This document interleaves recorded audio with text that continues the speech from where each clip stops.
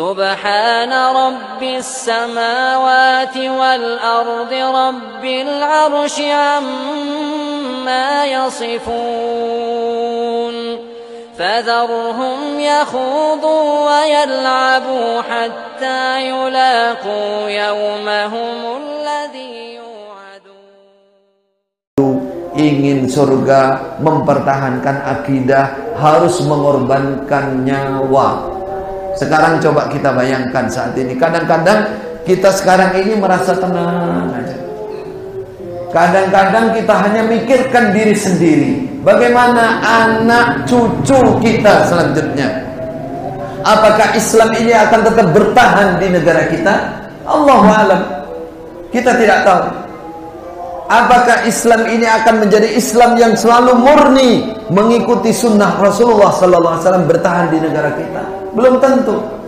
Kalau kita tidak ada usaha mencegah, menjaga, jangan sampai akidah Islam ini tercampuri, maka malapetaka akan datang. Maka malapetaka akan datang. Waliyadzubillah. Kasihan anak turun kita. Maka kita banyaklah belajar tentang akidah, supaya kita tidak salah jalan. Ada lagi sebagai penutup, di antara umat Islam, ini sedikit saya tambahkan, tidak paham, tidak mengerti akidah, sehingga membuat akidah sendiri. Saya contohkan Islam jamaah, nggak jauh-jauh. Bapak Ibu biar mengerti. Karena nggak dipelajarkan akidah, garis besarnya sudah saya sebutkan di depan tadi. Akhirnya punya akidah sendiri. Dia punya standarisasi surga neraka sendiri. Apa itu? Ini sebagai contoh saja. Mungkin golongan lain akan ada, dan kita akan mendapati golongan-golongan yang seperti ini. Dia mengatakan tidak bisa masuk surga kecuali dengan berjamaah dengan mereka. Nah, ini. Jadi berjamaah, bergolong masuk ke mereka baru bisa masuk surga. Lalu berbaiat kepada imam mereka, berjanji datang kepada imam. Itu standarnya, dan itu yang diyakini penuh sampai sekarang Islam jamaah itu. Tanpa itu nggak bisa masuk surga benar mereka. Jadi akidah itu kan berbicara masalah penentu surga neraka seseorang. Sesuatu yang dijadikan standar utama penentu surga neraka seseorang, itu akidah namanya. Karena tidak dipelajari akidah, akhirnya apa yang terjadi? Yang terjadi punya akidah sendiri. Maka hati-hati dengan golongan yang seperti ini. Apa ciri-cirinya? Ciri-cirinya itu yang terbesar adalah mengkultuskan pemimpin, mengkultuskan kiai, mengkultuskan ustadznya, mengkultuskan imamnya. Kalau di Islam jamaah, kultuskan imamnya. Apa yang dimaksud mengkultuskan di sini? Menomorsatukan, menganggap itu penentu. Atau berkembang lagi golongan, mengkultuskan golongan. Ini bahaya. Ini bisa menghancurkan akidah. Jadi di Islam jamaah itu sebagai contoh utama bahwa akidahnya berubah. Mereka kenal dengan rukun Islam, kenal. Rukun iman kenal, walaupun mungkin gak hafal. Yang mereka hafalkan namanya 5 bab saja. 5 bab program mereka keseharian itu hafal. Kalau rukun Islam, dokumen belum tentu hafal. Padahal itu fondasi akidah kita. Fondasi akidah kita. Sehingga apa? Mereka mensyaratkan rukun Islam itu belum cukup, rukun iman belum cukup, nggak ada, bahkan tidak ada gunanya kalau tidak berjamaah dengan mereka. Nah, ini parah apa tidak ini? Parah saudara. Iya parah. Kenapa parah ini terjadi? Padahal mereka juga ngaji Quran dan hadis. Karena tidak belajar akidah. Apa itu akidah? Sehingga apa yang terjadi? Mengkafirkan, takfir, mengkafirkan umat Islam selain mereka. Saudara kalau ingin tahu, ya, tantingan, apa tantingan ini? Namanya mereka bahasa Jawa takerwarak. Takerwarak golong orang-orang yang dianggap terpengaruh. Kalimatnya bagaimana?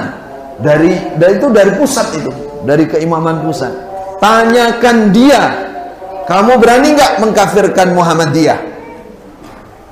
Kalau nggak berani, kamu nggak benar sudah, bukan jamaah kami, pergi. Kamu berani nggak mengkafirkan NO? Kalau nggak berani, keluar. Berarti kamu sudah bukan golongan kami. Itu takar waraknya. Apa takar warak bahasa Indonesianya? Jadi kalau mereka sudah capek ngurusi anak buahnya yang dianggap terpengaruh, mesti begitu untuk memastikan. Kalau belakangan ditanya, kamu berani nggak mengkafirkan si Khalil? Nah ini dia orangnya. Karena dianggap pedekol yang mengajak murtad menurut mereka. Waliyadzubillah. Waliyadzubillah. Kalau saya ngomong begini kok terkesan kayak dendam, kayak benci. Tidak, alhamdulillah. Saya hanya ingin menjelaskan mereka saudara muslim kita, tapi penyimpangan akidahnya luar biasa. Luar biasanya karena mereka pandai menutupi, mereka ngaji Quran dan hadis seakan mereka kebersamaannya luar biasa, tapi keyakinannya yang hancur, akidahnya yang hancur. Kasihan sekali, terutama orang-orang awam di bawah. Orang-orang awam di bawah, mereka sudah melihat semua orang yang ada di luar golongan dia kafir, pasti neraka kekal.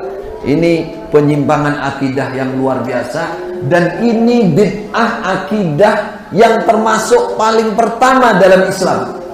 Namanya akidahnya Khawarij, yang sudah muncul dan membunuh Khalifah Utsman. Tuh, bunuh Khalifah Utsman, kemudian Khalifah Ali dan seterusnya. Mereka bunuh orang-orang Khawarij. Ini akidahnya. Walaupun mereka sudah muslim, tapi ketempatan akidah Khawarij. Kita ingin mengingatkan semua umat Islam, marilah belajar akidah yang benar. Ya, jangan tercampur apa tadi? TBC dan sipilis tadi. Dan sipilis tadi. Supaya betul akidahnya. Di akhir zaman ini kita nggak akan bisa membedakan mana Islam yang masih murni, mana Islam yang sebenar tanpa kembali kepada Al-Quran dan Sunnah.